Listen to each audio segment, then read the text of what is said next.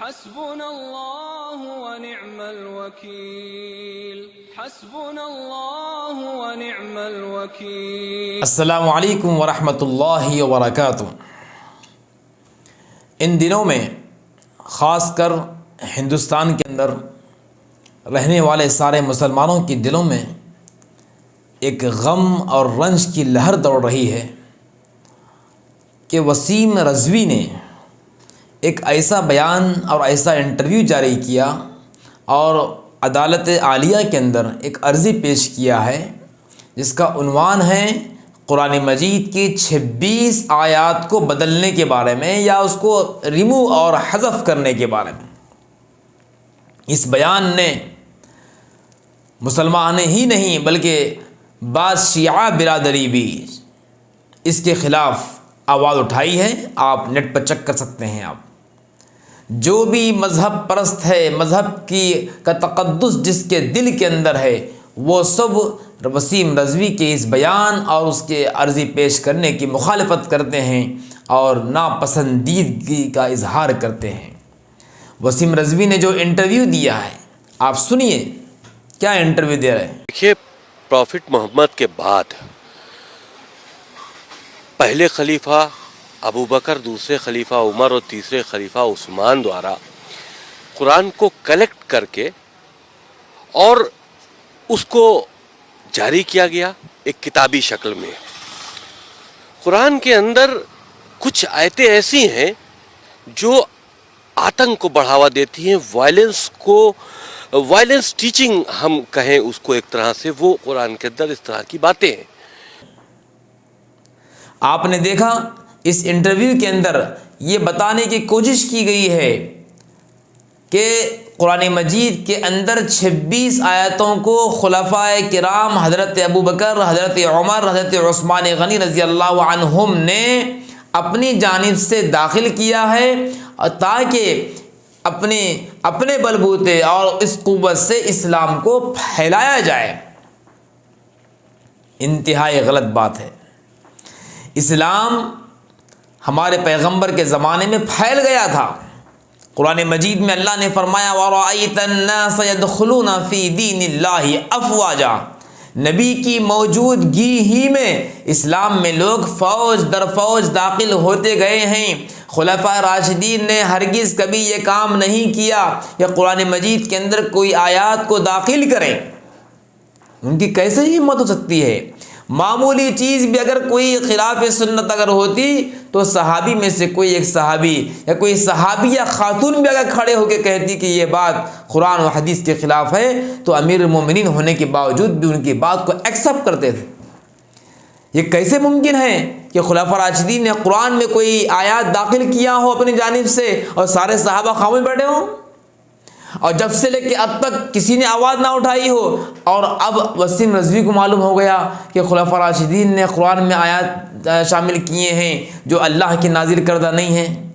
ایسا ہرگز نہیں ہے۔ وسیم رضوی کا یہ خیال غلط ہے، اور انہوں نے یہ جو بات کہی ہے کہ ان آیات کے اندر دہشت گردی ہے، دہشت گردی کی تعلیم دی گئی ہے، ہم یہ کہنا چاہتے ہیں، علماء نے بیان بھی جاری کیا ہے۔ مولانا خالد سیف اللہ رحمانی صاحب جو حیدرآباد کے ہی نہیں بلکہ پوری دنیا کے مشہور عالم دین ہیں، انہوں نے بھی ایک مضمون تحریر کیا ہے ان آیات کے بارے میں جن آیات میں اعتراض کیا جاتا ہے۔ اس کو سمجھایا انہوں نے کہ آیات کو آگے پیچھے سیاق و سباق چھوڑ کر اگر پیش کیا جائے تو اس کے معنی میں غلط فہمی ہوتی ہے۔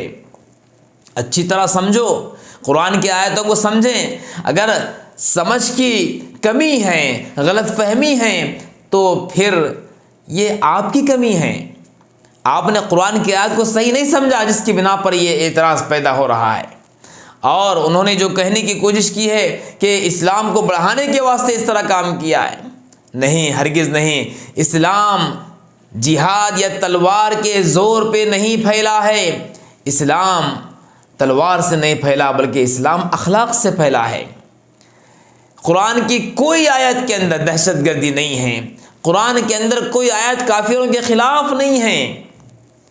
جہاد دفاع کا نام ہے، دفاع کرنے کے واسطے، ڈیفنس کرنے کے واسطے کوئی اگر ہم پر جو ایک حملہ آور ہو رہے ہیں تو پھر اس کے دفاع کے واسطے ہے۔ خیر، وہ تفسیری باتیں ہیں جو علماء کرام نے بیان جاری کیا ہے، اور جو ہے مضامین کے ذریعے سے، تحریرات کے ذریعے سے ان آیاتوں کا اور ان کے اعتراض کا جواب دیا ہے۔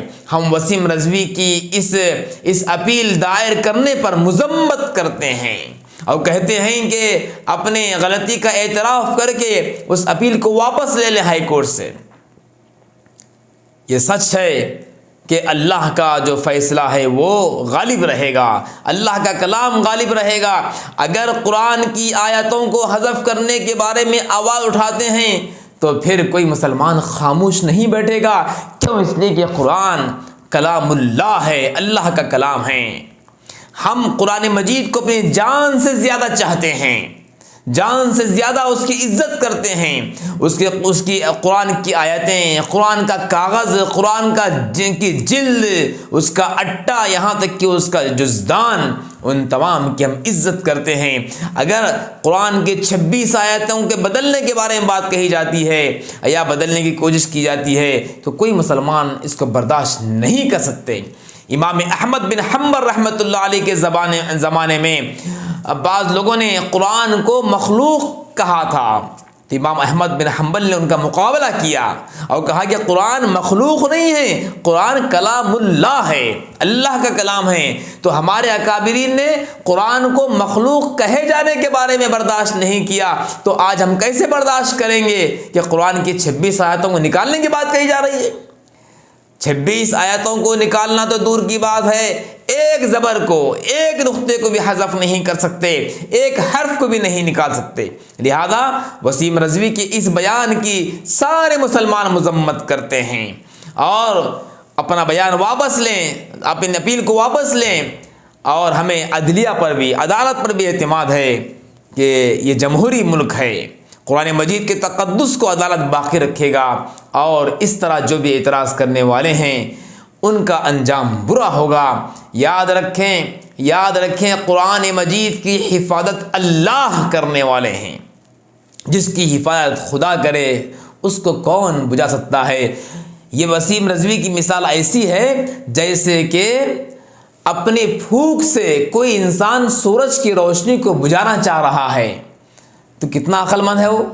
آپ ہی فیصلہ کریے۔ سورج کی روشنی کو کون سا انسان اپنی پھونک سے بجھائے گا؟ جس طرح چراغ کو پھونک سے بجھاتے ہیں، ویسا کوئی عقل مند سورج کی روشنی کو بجھانا چاہ رہا ہے تو سورج کی روشنی بجھ نہیں سکتی۔ اسی طریقے سے قرآن کا ایک حرف بھی بدل نہیں سکتا۔ ہم سب مذمت کرتے ہیں اس بیان کی، اور قرآن مجید کا ایک حرف بھی نہیں بدلے گا۔ قیامت تک قرآن ایسے ہی باقی رہے گا۔ جس کی حفاظت خدا کرے اس کو کون مٹا سکتا ہے؟ لہذا جو قرآن کو مٹانے کی، قرآن کی آیتوں کو مٹانے کی آواز لگائیں گے خود مٹ جائیں گے، لیکن قرآن ویسے ہی قیامت تک باقی رہے گا۔ یہ ہمارا ایمان ہے، یہ ہمارا عقیدہ ہے، اور ہر مسلمان کا یہی ایمان و عقیدہ ہے۔ اور جتنے ہمارے ہندو بھائی ہیں، وہ ہندو بھائی بھی قرآن کی عظمت کو برقرار رکھتے ہیں۔ خود مہاتما گاندھی جی قرآن مجید کی عظمت کو برقرار رکھتے تھے، قرآن کو پڑھتے تھے، ترجمہ پڑھتے تھے، اور بعض ہمارے ہندو بھائیوں نے قرآن مجید کا ہندی میں، بنگال کی زبان میں ترجمہ کیا ہے۔ یہ ان کا ادب ہے، ان کا احترام ہے۔ لہٰذا ہمارے ہندو بھائی بھی قرآن مجید کی عظمت کو برقرار رکھتے ہیں، اور ہم لوگ بھی برقرار رکھتے ہیں۔ لہٰذا یہ وسیم رضوی کا بیان انتہائی قابل مذمت ہے۔ آئندہ اس طرح کا بیان جاری نہ کریں۔ اپنے جو ایمان والے ہیں، جو صاحب ایمان ہیں، ان کے دلوں کے اندر بہت ٹھیس پہنچی ہے اس بیان سے اور وسیم رضوی کے اس عمل سے۔ ہم دعا کرتے ہیں کہ اے اللہ، آپ قرآن مجید کے اور سارے مسلمانوں کے آپ محافظ حقیقی ہیں۔ اے اللہ، ہم سب کی حفاظت فرما، اور اس طرح جو لوگ آواز اٹھا رہے ہیں ان کو ہدایت نصیب فرما۔ اگر ہدایت ان کے حق میں نہیں ہے تو آپ منتقم حقیقی ہے، آپ انتقام لیجئے۔ وآخر دعوانا ان الحمد للہ رب العالمین۔